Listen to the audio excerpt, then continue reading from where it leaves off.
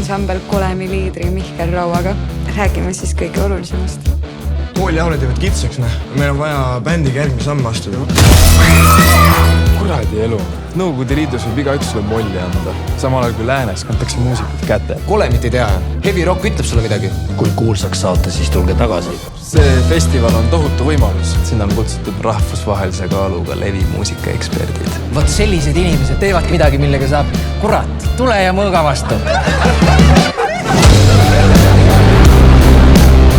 Noh, siin võib mängida küll. Kahe Woodstock. Kolem tuleb, kolem tapab, kolem disko maha matab. Ära uimasta.